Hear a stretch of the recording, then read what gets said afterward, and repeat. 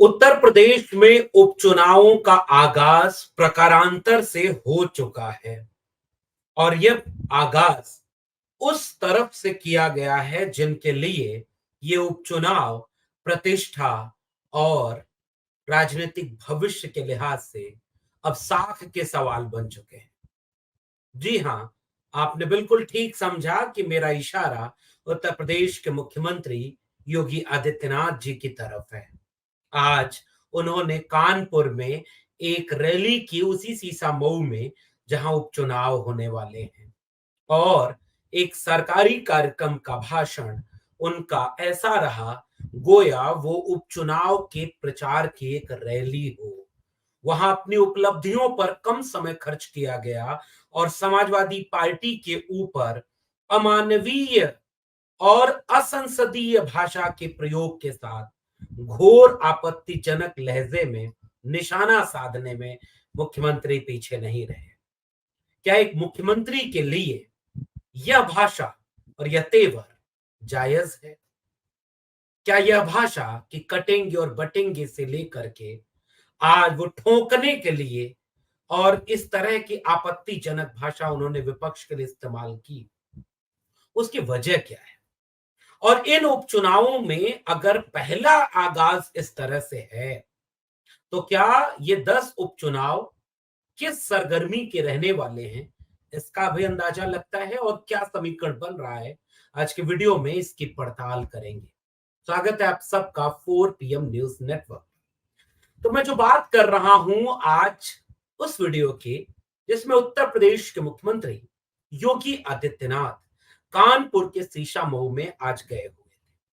वहां एक कार्यक्रम था जिस कार्यक्रम के जरिए उनको कोशिश की गई थी कि जो उनकी सरकार की उपलब्धियां हैं, जहां जा करके वो अपने सरकार की उपलब्धियों को गिनाना चाह रहे थे और उन सरकार की उपलब्धियों के साथ कितनी नौकरी उन्होंने दी, कितना जो है उन्होंने रोजगार दिया, आगे उनकी योजनाएं कैसे हैं, उस तरह से तमाम चीजों को लेते लेते ऐसी बातें जो सीधे सीधे राजनीति से जुड़ जाती है।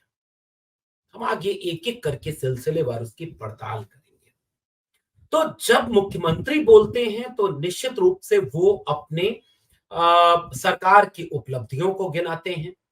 वो इस बात का ख्याल रखते हैं कि उन्हें अपनी सरकार की उपलब्धियों से लेकर के उस नैरेटिव को बताना है जिस नैरेटिव से उन्हें वोट मिले।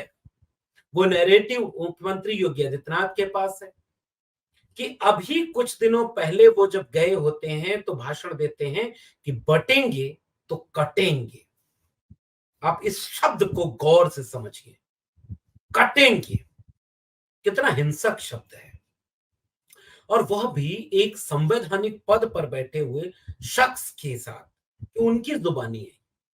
और अव्वल तो ये कि संवैधानिक पद के बाद और उससे भी पहले वो एक योगी हैं, सन्यासी हैं और उनको काम, क्रोध, लोभ, मोह, अहंकार इस तरह के मनोविकारों से, दैहिक विकारों से, सांसारिक विकारों से ऊपर उठा हुआ माना जाना चाहिए। उनमें एक मृदुभाषिता होनी चाहिए, संयम हो, उन्हें क्रोध नहीं आना चाहिए, उनकी भाषा में हिंसा नहीं दिखनी चाहिए क्योंकि वो योगी हैं। वो योग साधना से जो साध ले अपने विकारों को, वो योगी है। लेकिन हमारे मुख्यमंत्री वो कहते हैं कि बटेंगे तो कटेंगे। ये भाषा उनकी साफ तौर पर है। अब इसे आप किस रूप में देखेंगे? मुझे बार-बार महात्मा कबीर याद आते हैं कि ऐसी वाणी बोलिए मन का आपा खोए, औरन को शीतल करे आपहु शीतल हो। शीतलता होनी चाहिए, बोली बहुत मृदुभाषी होनी चाहिए। लेकिन वही योगी आदित्यनाथ जब आज कानपुर में बोल रहे थे तो उनकी भाषा, उनका तेवर क्या नहीं था उस भाषा और तेवर में। वह भाषा जो सीधे सीधे, अब जैसे एक उदाहरण मैं देता हूं। आज उन्होंने भाषण देते हुए क्या कहा, शुरुआत उनके भाषण की हुई कि हम यहाँ इतने लाख लोगों को रोजगार देने वाले हैं। हम देखिए कानपुर सीसामऊ क्या बोल रहे हैं। 2017 के पहले ये केवल अपराध की वजह से जाना जाता था। आज यहाँ पर कोई अपराध ही नहीं है। और उसी उत्तर प्रदेश से फर्रुखाबाद में 2 लड़कियां पेड़ से लटकी हुई पाई गई। 24 घंटे के पहले उनका मीडिया में बयान कुछ और होता है। वो शंका जाहिर करते हैं कि उनकी बेटियों के साथ कुछ गलत हुआ है। उनके शरीर में बेल के कांटे हैं, निशान हैं और घर वाले मीडिया में सार्वजनिक बयान देते हैं कि लाश उन्हें नहीं दिखाई गई, उनकी मनमर्जी के खिलाफ जाकर के पुलिस ने ज्यादती की, जबरदस्ती की। आज बयान आता है कि ऐसी कोई जबरदस्ती पुलिस ने नहीं की। वही परिजन बोल रहे होते हैं, अब उन्हें कोई शिकायत ही नहीं है। मीडिया में चल रहा बयान गलत है। बेबसी, लाचारी उन पिताओं के चेहरे से झलक रही है जिनकी बेटियां पेड़ से लटकी हुई पाई गई। कौन है जो इतनी जल्दी बयान बदल गया? मुझे नहीं पता। क्या आपको पता है इतना जल्दी बयान बदल जाए 24 घंटे के भीतर? और वो कहने लगे कि जो कल आरोप लगाया था वो गलत है, ऐसा कोई आरोप उनका नहीं है। इसके पीछे की वजह क्या है? यूपी की खैर कानून व्यवस्था, यूपी की कानून व्यवस्था की बात करें तो पिछले 3 साल से लगातार उत्तर प्रदेश महिला अपराधों के लिहाज से देश में सबसे ऊपर है। एडीआर की रिपोर्ट बताती है कि भारतीय जनता पार्टी में महिला अपराधों के आरोपी सबसे ज्यादा हैं। उत्तर प्रदेश में पिछले 1 महीने में बलात्कार और महिलाओं के ऊपर अपराध की घटनाएं इतनी ज्यादा हुई हैं जिसकी कोई चर्चा नहीं होती। और वो समाजवादी पार्टी पर हमलावर होते हुए अयोध्या और कन्नौज को याद करते हैं केवल। जहां कन्नौज में एक आरोपी यादव है तो वहां अयोध्या में मुसलमान है। आरोपी आरोपी हो सकता है, उसका कोई जाति नहीं होती। लेकिन फंस ये गए कि कन्नौज आजकल सुर्खियों में गायब हो गया। पता है क्यों? क्योंकि वो जो नवाब सिंह यादव था उससे पता चला कि सपा ने कई साल पहले सपा से बाहर हो गया और बीजेपी के नेताओं के साथ उसकी तस्वीरें हैं। अब वहां मामला फिट नहीं बना, अचानक से जैसा लग रहा है कि मीडिया से गायब है। अयोध्या में क्या हुआ कि एक मुसलमान मिल गया, वहां भी परिवार का बयान कुछ और, वहां भी बहुत तरह की कहानियां कुछ और जब अखिलेश यादव का ये बयान आया कि उसी निर्दोष को न सजा मिल जाए, जो दोषी उसे कड़ी सजा मिले, इसलिए कड़ी जांच हो, इस बात को भी ऐसे पेश कर रहे थे आज मुख्यमंत्री योगी आदित्यनाथ कानपुर की उस रैली में कि सपा के मुखिया बलात्कारी के साथ खड़े हो गए। क्या अब इस तरह से वोट मांगा जाएगा? क्या मुख्यमंत्री जी के पास यही अब यही तर्क बचेगा? मतलब आप सोचिए बयान कैसे होते हैं। बटेंगे तो कटेंगे वाला बयान तो नहीं ना, एकदम स्ट्रेट फॉरवर्ड जिसको बोलना है वहां तक मैसेज चला जाए। विपक्ष का नेता संयम के साथ और बिल्कुल तर्क के साथ गुनहगारों को बख्शा न जाए और बेगुनाह फंसाया न जाए, सीधा सा क्लियर एजेंडा। आज मुख्यमंत्री योगी आदित्यनाथ जब बोल रहे थे तो वो इस तरीके की भाषा का इस्तेमाल कर रहे थे। वहीं दूसरी तरफ उन्होंने कहा, अब सोचिए कन्नौज और अयोध्या का ही जिक्र किया, एक यादव एक मुसलमान, और फिर से वही घटना का जिक्र किया जिसके लिए शर्मिंदगी होनी चाहिए एक मुख्यमंत्री को कि गोमती नगर लखनऊ में बारिश का पानी जल जमा हो गया, दर्जनों लड़के वहां पर हुड़दंग करते हुए बदमाशी कर रहे थे, बदतमीजियां कर रहे थे, शोहदे थे और उनमें से एक पुरुष के साथ एक महिला उनके परिवार की रही होंगी। जब वो बाइक से आ रही होती हैं तो उनके साथ बेहद निंदनीय बदतमीजी करके उनको परेशान करते हैं। पुलिस जब पकड़ती है और पकड़ करके करीब 1 दर्जन लोगों की सूची जारी करती है। मुख्यमंत्री योगी आदित्यनाथ जी सदन में एक यादव का नाम लेते और एक मुसलमान का नाम लेते और बाद में पता चला कि जिस यादव का नाम उन्होंने लिया था उस समय ठीक उस जगह पर न उसकी कोई फोटो आई, न वो बाद में वो मीडिया में आके खुद ही बोला कि मैं तो थोड़ा दूर पे बैठ के चाय पी रहा था। हालांकि अभी मामला जांच के घेरे में, अभी जांच चल रही है, इसलिए कौन दोषी है कौन नहीं है अभी ये साबित नहीं हुआ है। लेकिन ये तो साफ देखा कि वहां पर पुलिस ने भी जिनको जिनको नाम जारी किया कि ये बदमाश वहां थे, उसमें कई जातियों के लोग थे, कई धर्मों के, मतलब केवल मुसलमान नहीं थे, उसमें हिंदू भी थे, केवल यादव नहीं, उसमें और भी जाति के लोग थे। लेकिन मुख्यमंत्री ने जो सदन में बोला कि एक यादव एक मुस्लिम, वही बात वो अब चुनावी रैली बन चुकी है, अपनी सरकारी रैली में बोल रहे हैं। अब इसका मतलब क्लियर है कि जो समाजवादी पार्टी एमवाई के ठप्पे के साथ कैद कर दी गई थी कि वो मुसलमान और यादव की पार्टी है, उसे इस चुनाव में मुसलमान और यादव के बाहर उन्होंने बहुत सारे वोट हासिल कर लिए, एक बड़ी ताकत बन गए। अखिलेश यादव अपनी शैली और अपनी सौम्यता, अपनी सहजता के साथ एक बड़े ताकतवर खिलाड़ी बनकर उभरे हैं उत्तर प्रदेश की राजनीति में। और ऐसे में मुख्यमंत्री योगी आदित्यनाथ ने आज जो संकेत किया, या पिछले समय की उनकी राजनीति है, अब वो राजनीति ये कहेगी कि वो चाहे ये उपचुनाव हो, चाहे इसके बाद का चुनाव हो, योगी आदित्यनाथ उन्हें फिर से एम वाई की पार्टी ही बनाएंगे।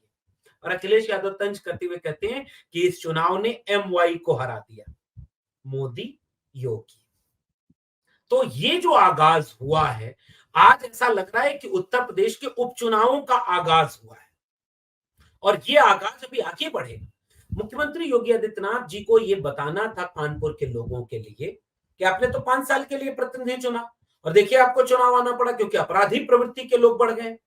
और मुख्यमंत्री योगी आदित्यनाथ जी कभी भी उस सूची पर कोई शब्द नहीं बोलते जिस सूची में उनकी जाति के, जी योगी होने के बाद भी उनकी अपनी जाति है, उनकी जाति के लोग बांदा के असिस्टेंट प्रोफेसर की भर्ती में 15 में 11 वही हो जाते हैं। सबसे ज्यादा पुलिस थानों पर, जिलों में तैनाती का आरोप लगता है कि उन्हीं की जाति के अधिकारियों की तैनाती है जो मुख्यमंत्री जी की जाति के हैं। और अपराध की जब बातें आती है तो योगी आदित्यनाथ जी से विपक्ष लगातार यह सवाल पूछता है कि योगी आदित्यनाथ जी, आपकी जाति के अपराधियों को कब आप मिट्टी में मिलाएंगे, कोट अनकोट।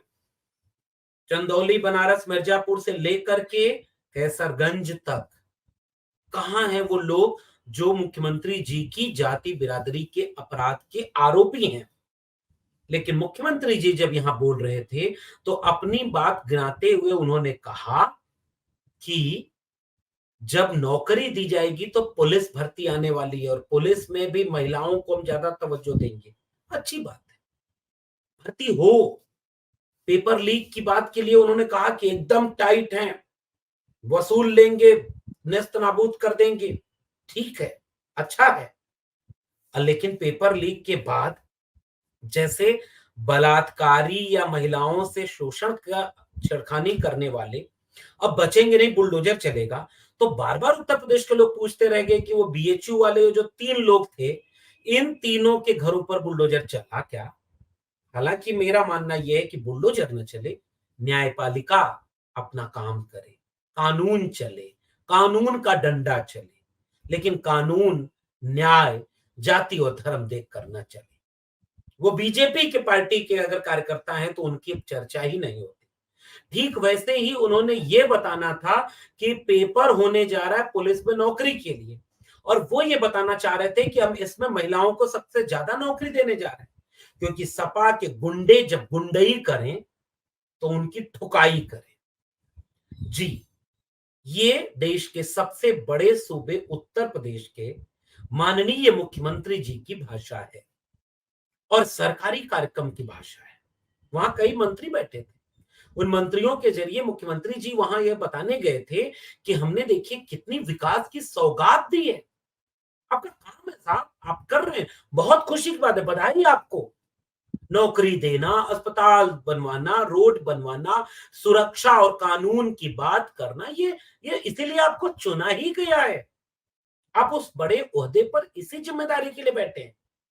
लेकिन साहब, जब आप ये भाषा अपने विपक्षी पार्टी के लिए बोलते हैं, ठोकने के लिए, सपा के गुंडों को ठोकर, गुंडे किसी के नहीं होते, और जो सरकार में बैठा होता है वो गुंडों को रोकता है और गुंडों को बचाता नहीं है। गुंडों को पार्टी और जाति नहीं देखता है, लेकिन मिट्टी में मिलाने के लिए केवल एक धर्म, एक जाति के लोगों को इस तरह से इस्तेमाल नहीं करता जिस तरह से आप कर रहे हैं। न्याय, न्याय सबके लिए एक जैसा होना चाहिए। और आज का चुनाव ये लग रहा था कि आज का भाषण योगी आदित्यनाथ का ये लग रहा था कि चुनावी भाषण है और यह कोई अब सामान्य चुनाव नहीं होने जा रहा। और जहां से मैंने बात शुरू की थी कि ये 10 उपचुनाव मुख्यमंत्री योगी आदित्यनाथ जी के लिए किसी इम्तिहान से कम नहीं है। अगर वो इन उपचुनाव में हारते हैं तो कहीं दिल्ली वाले लोग उनकी कुर्सी बदलने के लिए शर्त की तरह इसे इस्तेमाल न कर लें।